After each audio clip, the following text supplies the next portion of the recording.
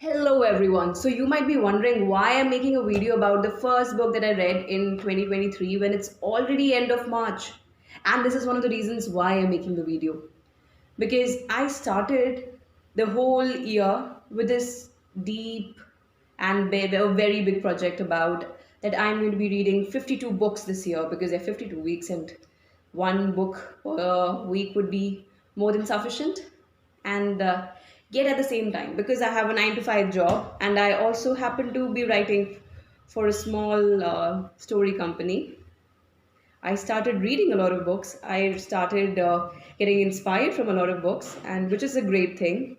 And at the same time, I also ended up starting too many books and finishing up with none. The first book that I picked up was The Call of the Wild by Jack London. The story is about a dog who is kidnapped and then has to face a lot of harsh conditions. And I thought it's perfect, right?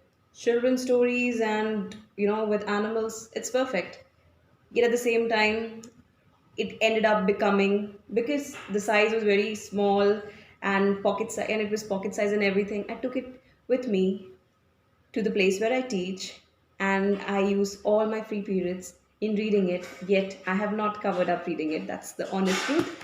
And the second book is African Folk Tales. So I started it. I've read like two folk tales, and that's about it. So combined about 6 to 7 pages of this. I've read that.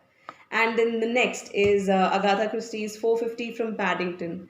Because right from the start of January, I have been reading and writing a lot of children's fiction. So I was tired.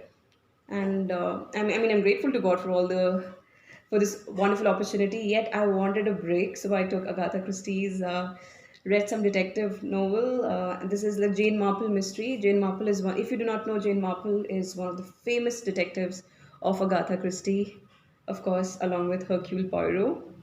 And she's an old detective, a very old person who defies all the conventions of society and is very calm, composed, and solves amazing mystery. And she's like a grandma with sass and twist.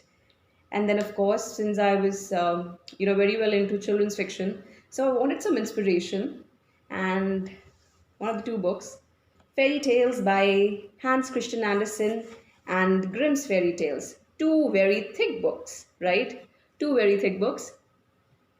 And I have read quite a bit of their work, and the print is extremely small. Not only does this book, it has extremely small print, it's very interesting to read, yet at the same time felt I felt the truth about why people say that fairy tales was actually written for an adult audience, and that you have to really regulate, you have to read through it, you have to temper down certain elements, and when you're writing for kids. And while I was looking here for inspiration, there were quite a few times when I said, "Oh my God, I don't think I can take some part of it for inspiration because the children wouldn't take it quite so well."